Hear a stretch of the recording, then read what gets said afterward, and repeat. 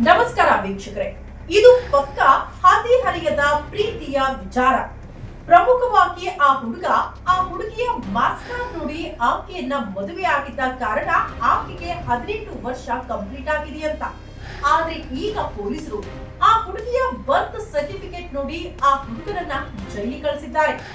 ಈ ಪ್ರಕರಣದಲ್ಲಿ ಮಾಜಿ ಸಚಿವರ ರಾಜಿ ಸಂಧಾನ ಕೂಡ ನಡೆದು ಹೋಗಿದೆಯಂತೆ. ಕಾರಣ ಆ ಹುಡುಗಿಯ ತಂದೆ ತಹಶೀಲ್ದಾರ್ ಅಂತೆ.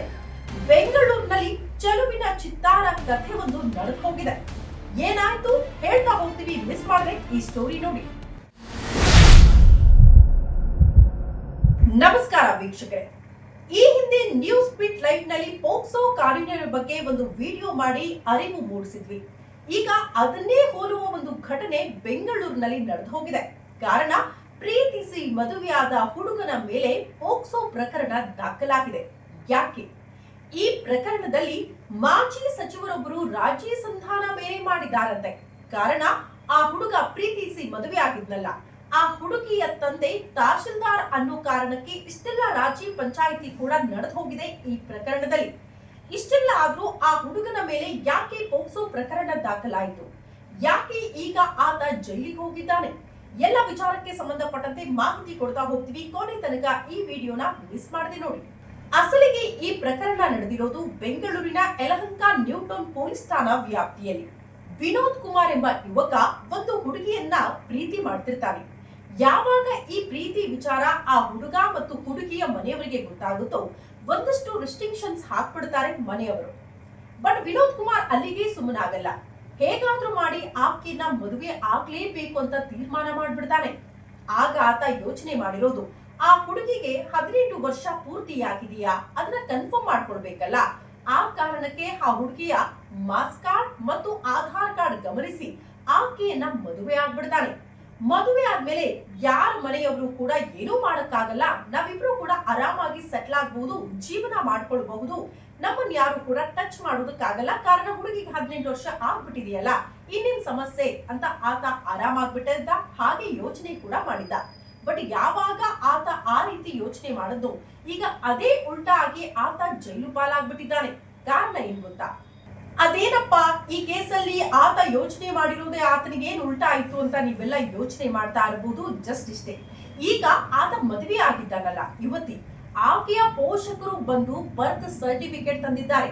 ಆ ಬರ್ತ್ ಸರ್ಟಿಫಿಕೇಟ್ ಪ್ರಕಾರ ನಮ್ಮ ಮಗಳು ಅಪ್ರಾಪ್ತೆ, ಆಕೆಗೆ ಇನ್ನೂ ಕೂಡ 18 ವರ್ಷ ಪೂರ್ತಿ ಆಗ್ಲೇ ಇಲ್ಲ ಅಂತ ಪೋಷಕರು ಬಂದು ಪೊಲೀಸ್ ಠಾಣೆ ಮೆಟ್ಟಿಲಿರ್ತಾರೆ, ಒಂದು ಪ್ರಕರಣ ದಾಖಲು ಮಾಡ್ತಾರೆ.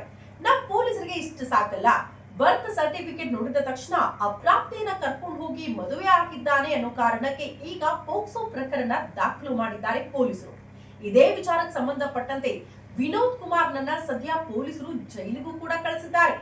ಓವರ್ ಆಲ್ ಈ ಪ್ರಕರಣದಲ್ಲಿ ಆ ಮಗಳ ತಂದೆ ತಹಶೀಲ್ದಾರ್ ಅನ್ನುವಂತಹ ವಿಚಾರ, ಮತ್ತೊಂದು ಕಡೆ ಮಾಜಿ ಸಚಿವರೊಬ್ಬರು ರಾಜಿ ಸಂಧಾನ ಮಾಡಿದ್ದಾರೆ, ಅವರ ಪ್ರಭಾವ ಕೂಡ ಇದೆ ಈ ಪ್ರಕರಣದಲ್ಲಿ ಅನ್ನುವಂತಹ ವಿಚಾರವನ್ನ ಇದೇ ವಿನೋದ್ ಕುಮಾರ್ ಅವರ ಪೋಷಕರು ಎಂಥದೊಂದು ಗಂಭೀರ ಆರೋಪ ಮಾಡ್ತಿದ್ದಾರೆ.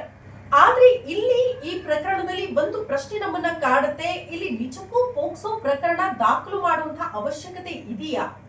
ಯಾಕಂದ್ರೆ ಆ ಯುವತಿಗೆ 18 ವರ್ಷ ಪೂರ್ತಿ ಆಗಿದೆ ಅನ್ನೋದನ್ನ ಆ ಯುವಕ ಕನ್ಫರ್ಮ್ ಮಾಡ್ಕೊಂಡಿದ್ದಾನೆ. ಯಾಕಂದ್ರೆ 18 ವರ್ಷ ಪೂರ್ತಿ ಆಗಿದೆ ಅಂದ್ರೆ ಆಕೆಯ ಆಧಾರ್ ಕಾರ್ಡ್ ಇರಬಹುದು, ಮತ್ತೊಂದು ಕಡೆ ಸ್ಕೂಲ್ ಸರ್ಟಿಫಿಕೇಟ್ ಇರಬಹುದು. ಇದೆಲ್ಲನ ಗಮನಿಸಿದಾಗ ಆಕೆಗೆ 18 ವರ್ಷ ಕಂಪ್ಲೀಟ್ ಆಗಿದೆ ಅನ್ನೋದನ್ನ ಕನ್ಫರ್ಮ್ ಮಾಡ್ಕೊಂಡೇ ಇದೇ ವಿನೋದ್ ಕುಮಾರ್ ಆಕೆಯನ್ನ ಮದುವೆ ಆಗಿರ್ತಾನೆ. ಹಾಗಾಗಿ ಆತನ ವಿರುದ್ಧ ಇಲ್ಯಾಕೆ ಪೋಕ್ಸೋ ಪ್ರಕರಣ ದಾಖಲಾಯಿತು? ಒಂದ್ ಕಡೆ ಆಧಾರ್ ಕಾರ್ಡ್, ಸ್ಕೂಲ್ ಸರ್ಟಿಫಿಕೇಟ್, ಮತ್ತೊಂದು ಕಡೆ ಈಗ ಆಕೆಯ ಪೋಷಕರು ತಂದಿದ್ದಾರಲ್ಲ ಬರ್ತ್ ಸರ್ಟಿಫಿಕೇಟ್, ಅದರಲ್ಲಿ ಮಾತ್ರ ದಿನಾಂಕ ಹೇಗೆ ಬದಲಾಗುವುದಕ್ಕೆ ಸಾಧ್ಯ? ಇಲ್ಲಿ ಯಾರಾದ್ರೂ ಏನಾದ್ರೂ ಆಟ ಆಡ್ತಿದ್ದಾರಾ ಅಥವಾ ಅಲ್ಲಿ ಜಸ್ಟ್ ದಿನಾಂಕವನ್ನ ಬದಲು ಮಾಡಲಾಯ್ತಾ? ಇಂಥ ಪ್ರಶ್ನೆಗಳು ಈ ಪ್ರಕರಣದಲ್ಲಿ ಕಾಡತೊಡಗಿದೆ. ಕಾರಣ ಪೋಕ್ಸೋ ಪ್ರಕರಣ. ನಾನು ಈ ಹಿಂದೆ ಒಂದು ವಿಡಿಯೋ ಮಾಡಿದಾಗ ಹೇಳಿದೆ, ಎಲ್ಲೆಲ್ಲಿ ಯಾವ್ಯಾವ ರೀತಿ ದುರ್ಬಳಕೆ ಕೂಡ ಆಗುತ್ತೆ ಈ ಪ್ರಕರಣ ಅಂತ. ಈಗ ವಿನೋದ್ ಕುಮಾರ್ ಅವರ ಈ ಪ್ರೀತಿಯ ವಿಚಾರದಲ್ಲೂ ಕೂಡ, ಈ ಪ್ರಕರಣದಲ್ಲೂ ಕೂಡ ಪೋಕ್ಸೋ ಪ್ರಕರಣವನ್ನ ದುರುಪಯೋಗ ಮಾಡಿಕೊಳ್ಳಲಾಗ್ತಾ ಇದೆಯಾ? ಪ್ರಭಾವಕ್ಕೆ ಪೊಲೀಸರು ಒಳಗಾಗಿದ್ದಾರೆ? ಇಂಥ ಹಲವು ಪ್ರಶ್ನೆಗಳು ಕಾಡ್ತಾ ಇದೆ. ಜಸ್ಟ್ ಒಂದು ಕಾಮನ್ ಸೆನ್ಸ್ ಅಲ್ವಾ? ಸ್ಕೂಲ್ ಸರ್ಟಿಫಿಕೇಟ್, ಆಧಾರ್ ಕಾರ್ಡ್ ಎಲ್ಲದರಲ್ಲೂ ಕೂಡ ಒಂದೇ ದಿನಾಂಕ ಇರಬೇಕು. ಬಟ್ ಜಸ್ಟ್ ಬರ್ತ್ ಸರ್ಟಿಫಿಕೇಟ್ ಅಲ್ಲಿ ಮಾತ್ರ ಅದ್ ಹೆಂಗೆ ದಿನಾಂಕ ಬದಲಾಗುವುದಕ್ಕೆ ಸಾಧ್ಯ ಅಂತ ಜನಸಾಮಾನ್ಯರು ಕೂಡ ಇದನ್ನ ನೋಡಿದಾಗ ಇಂಥ ಯೋಚನೆಗಳು ಬರೋದು ಸಹಜ. ಇಲ್ಲಿ ಪ್ರಮುಖವಾಗಿ ಅದೇ ವಿನೋದ್ ಕುಮಾರ್ ಪೋಷಕರು ಗಂಭೀರ ಆರೋಪ ಮಾಡ್ತಿದ್ದಾರೆ. ಹುಡುಗಿಯ ಅಪ್ಪ ತಹಶೀಲ್ದಾರ್ ಯಾಕೆ ಅವರೇ ದಿನಾಂಕವನ್ನ ಬದಲು ಮಾಡಿರಬಾರದು ಅಂತ.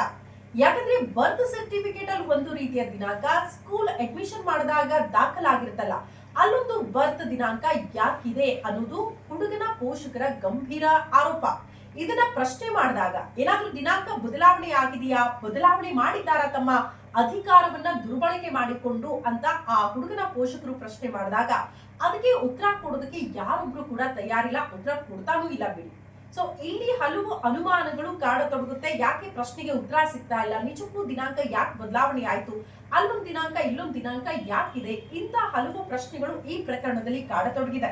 ಒಂದಂತೂ ಬಹಳ ಸ್ಪಷ್ಟವಾಗಿ ಅನುಮಾನ ಕಾಡೋದು, ಒಂದು ಹುಡುಗಿಯ ತಂದೆ ತಹಶೀಲ್ದಾರ್ ಅನ್ನೋ ಕಾರಣಕ್ಕೋ ಅಥವಾ ಒಬ್ರು ಮಾಜಿ ಸಚಿವರ ಪ್ರಭಾವ ಇದೆ ಅಂತ ಹೇಳಿದ್ವಲ್ಲ ಈ ಪ್ರಕರಣದಲ್ಲಿ, ಹಾಗಾಗಿ ಇವರ ಒತ್ತಡಕ್ಕೆ ಪೊಲೀಸರು ಒಳಗಾಗಿ ಈ ಪೋಕ್ಸೋ ಪ್ರಕರಣವನ್ನ, ಪೋಕ್ಸೋ ಕಾಯ್ದೆಯನ್ನ ದುರ್ಬಳಕೆ ಮಾಡ್ಕೊಂಡ್ ಬಿಟ್ರ ಪೊಲೀಸರು ಈ ಪ್ರಕರಣದಲ್ಲಿ ಅನ್ನುವಂತ ಅನುಮಾನ ಕಾಡತೊಡಗಿದೆ. ಬಟ್ ಏನೇ ಹೇಳಿ, ಈ ಪೋಕ್ಸೋ ಕಾಯ್ದೆಯನ್ನ ಅನೇಕರು ದುರ್ಬಳಕೆ ಮಾಡ್ಕೊಳ್ತಿದ್ದಾರೆ. ಯಾವಾಗ ಈ ಪೋಕ್ಸೋ ಪ್ರಕರಣ ದಾಖಲಾಗುತ್ತೋ ಕೆಲವರು ಮಾನ ಮರ್ಯಾದೆಗೆ ಭಯ ಬೀಳ್ತಾರೆ.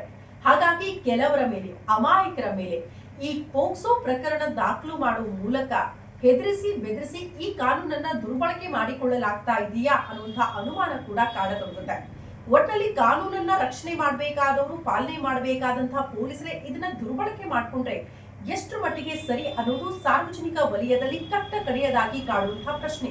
ಈ ಮಾಹಿತಿ ಇಷ್ಟವಾಗಿದ್ರೆ ನ್ಯೂಸ್ ಬಿಟ್ ಲೈವ್ಗೆ ಈ ಕೂಡಲೇ ಸಬ್ಸ್ಕ್ರೈಬ್ ಆಗಿ ಸಪೋರ್ಟ್ ಮಾಡಿ. ಮುಂದಿನ ಸಂಚಿಕೆ ಮತ್ತೊಂದು ಮಾಹಿತಿ ನಿಮ್ಮ ಮುಂದೆ ಬರ್ತೀವಿ. ಅಲ್ಲಿ ತನಕ ನಮಸ್ಕಾರ.